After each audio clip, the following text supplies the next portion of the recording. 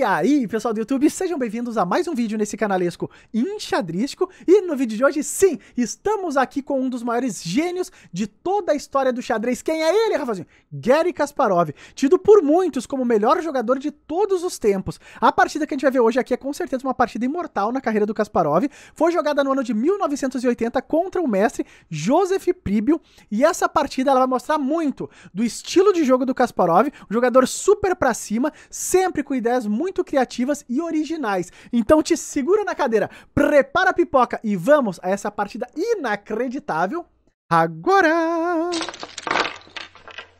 Então, pessoal, aqui estamos nós, e de brancas estava Garry Kasparov contra o Joseph, e o Kasparov começa com ele mesmo, quem? D4 sólido, feito uma rocha grobeira. Segue a partida com cavalo F6, C4, G6, cavalo em C3 e D5. Bom, o Joseph aqui tá claramente jogando a super agressiva e dinâmica defesa Grunfeld. O Kasparov tomou em D5, cavalo por D5, E4, cavalo por C3 e B por C3, e observem que aqui as brancas criam um super centro de peões, e a ideia estratégica das pretas é tentar quebrar esse centro à distância. Bispo em G7 foi jogado, bota o bispo em fianqueto, já fica mirando aqui os peões centrais, também já prepara para fazer o roque curto. Nesse momento o Kasparov segue o desenvolvimento das peças dele. Cavalinho F3, B6, preparando agora o fianquetão aqui de bispo B7, bispo em B5, cheque, um lance muito interessante do Kasparov. Por quê?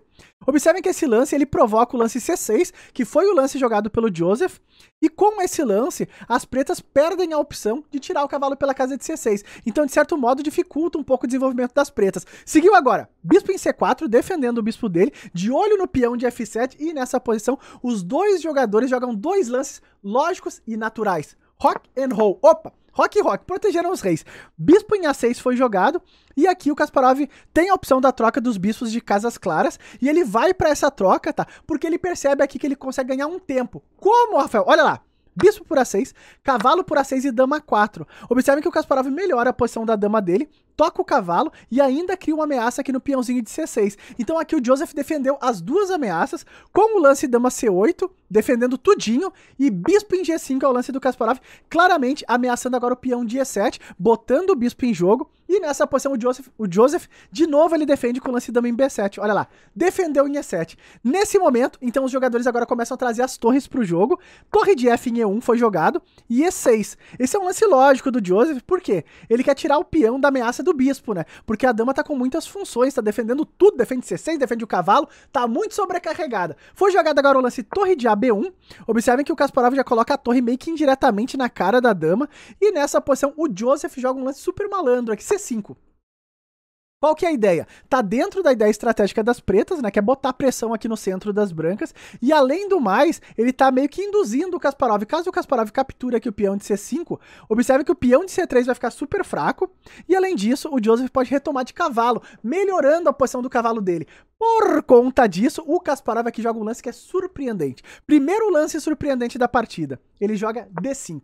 Calma lá, Rafazinho, ele jogou esse lance? Sim, tá dando aqui o peãozinho de C3. O Kasparov tá gambitando esse peão com uma ideia muito interessante de criar um peão passado aqui na coluna D, que seria o peão de D5. Seguiu a partida, bispo por C3, o Joseph falou, peão dado, eu nem olho os dentes. Tomou o peãozinho, observem que esse lance ataca a torre de E1, o Kasparov então joga torre de E em D1, já apoiando aqui o peão passado dele. Seguiu então, E por D5, E por D5, e tá lá. O Kasparov é que ele gambitou o peão de C3, mas em contrapartida, ele tem o peão passado dele, e é muito importante a gente observar que esse peão promove numa casa escura, que é a casa que o bispo de G5 ele tá apoiando. Nessa posição foi jogado então bispo G7, o bispo aqui tava meio que dando sopa, solto ali na casa de C3, e D6, o Kasparov vai mandando o peão dele pra cima. O peão passado tem alma? Vida? Já dizia Ninzovich.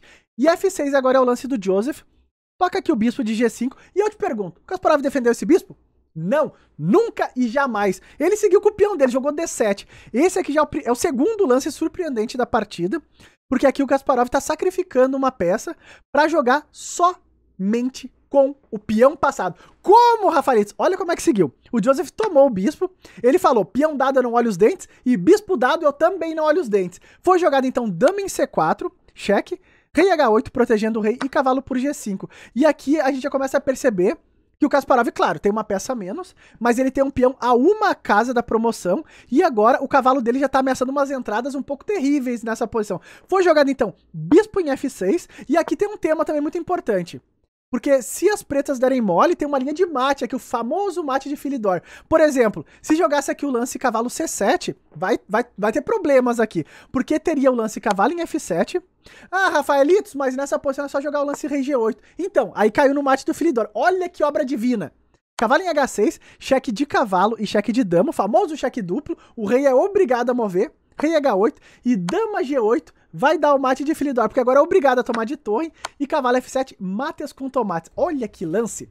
Isso aqui é muito famoso, né? Claro, o Joseph conhecia, o Kasparov conhecia também, por conta disso, nessa posição o Joseph jogou bispo em F6, querendo expulsar esse cavalo daqui. O cavalo salta para casa de E6, toca a torre, e nessa posição o Joseph aqui ele resolve devolver um pouco de material. Ele joga o lance mais forte aqui, tá? Que é o lance cavalo em C7. Ele não defende a torre de F8. Mas por que, Rafael? Não tinha uma outra opção aqui? Então, na realidade, se tentasse jogar uma outra linha, por exemplo, nessa posição tentasse jogar um lance como torre G8, vai dar problema aqui, porque a posição das pretas acaba entrando em colapso, por conta disso que foi jogado cavalo C7. Mas se só te defendesse a torre, teria dama F4, e agora, observem que eu tô tocando aqui o bispo, e se defender o bispo, por exemplo, como o bispo G7, que seria o melhor lance aqui, vem então cavalo por G7, observem que tu não pode tomar de torre, senão eu tô promovendo o peão, tem um peão na sétima, e se tomar de rei, então dama em E5, rei F7 e torre B3, e chegou o ataque. Aqui as pretas vão acabar tomando mate, tá? O rei tá muito exposto. E claro, o Joseph viu isso, o Garry Kasparov também viu. Por conta disso, o cavalo C7 é um lance muito fino aqui, tá? É o melhor lance para as pretas continuar aqui sobrevivendo na posição. Então seguiu, cavalo por F8, Kasparov toma ali a peça, torre por F8, e nessa posição, se a gente for olhar só o material, a gente vai observar que aqui o Kasparov tem uma torre por um cavalo e um bispo. E uma torre vale menos que um cavalo e um bispo. O grande porém, e que faz a magia do xadrez sempre ser inacreditável, é que existem outras coisas que são importantes na posição. Nesse caso aqui, o Kasparov tem o dinamismo. E nesse momento, ele joga uma bomba, que foi torre D6. Esse lance traz uma ameaça bem direta. Torre por F6, desviar a torre para promover o peão. Claro, o Joseph viu essa ameaça, ele defendeu o bispo na casa de E7, e aqui o Kasparov joga mais um lance que é surpreendente, uma ideia muito original, não é uma ideia fácil de ser feita, é uma ideia estratégica e dinâmica, tudo ao mesmo tempo. Ele aqui, ele resolve dar o peãozinho dele. Dá o peãozinho que tá na sétima, Rafael? Exatamente. É um lance muito difícil de ser feito, tá? O Kasparov é que ele vai dar o peãozinho, ele promoveu. Seguiu então bispo por D8, e agora a gente vai entender a super sofisticada ideia do Kasparov. Ele joga dama em C3, observem que eu tô dando um cheque, o bispo não pode cobrir aqui, que senão a torre tá tomando, rei G8 foi jogado, e agora torre D7, e foi por isso que o Kasparov deu o peão. Por quê? Porque ele queria colocar a torre na sétima. Ele falou, toma esse peão aqui que tá quase promovendo, que eu quero botar a torre na sétima, e esse lance vai ganhar a partida. Vamos ver como é que seguiu. Esse lance já traz uma ameaça bem direta. Mate em 1. Então foi defendido agora com o lance bispo em F6. Não só defende o mate, como também ataca a torre. O Kasparov joga agora dama em C4. Rei H8 defendendo o rei. E dama em F4. E observem como o lance torre D7 ele foi forte. Por quê? Porque agora tá caindo aqui o cavalo na casa de C7 e não tem como defender. Porque se as pretas tentarem defender, por exemplo, com a torre, tá caindo o bispo e vai tomar mate. Então não tem como defender. O Joseph aqui, ele jogou um lance super perigoso. Dama em A6. Não tinha mais opções também. Ele simplesmente tirou a dama ali para quando a torre cair, não cair com um ataque sobre a dama. E se tu quiser dar um pause nessa posição para tentar descobrir o lance do Kasparov que arrebata a partida, sinta-se à vontade. Eu vou dar o lance, hein? Alguns de vocês podem ter gritado aí. Rafael, aqui eu já tô vendo. Tá caindo essa torre, esse cavalo. É só tomar esse cavalo com a torre. Então, aqui o Kasparov joga um lance bem mais direto. Ele arrebata a partida com o brilhante e devastador dama em H6. E aqui o Joseph abandonou essa partida memorável. Por que ele abandonou? Porque basicamente não tem mais como defender as ideias de mate. Eu ameacei mate em 2 lugares. Dama por H7 e dama por F8 é mate também. Então aqui não tem como defender as 2 ideias de mate. Observem que o sacrifício do peão de D7 foi um lance muito, muito forte, muito original também, porque estrategicamente é muito difícil tu dar o teu peão que tá uma casa da promoção. Mas aqui o Kasparov viu uma ideia muito direta, que com a torre estando na sétima, ele ganharia a partida. Então tá aí, pessoal, uma partida genial do Kasparov. Deixa eu mostrar pra vocês a precisão da partida. Então tá lá, pessoal, 96.6 foi a precisão do Kasparov contra 94,5. que foi a precisão do Joseph, e vocês podem observar que o chess.com tá dando 2 lances brilhantes aqui pro Kasparov, que foram os lances dama F4 e dama C3, tá? Que eram lances de ataque muito diretos.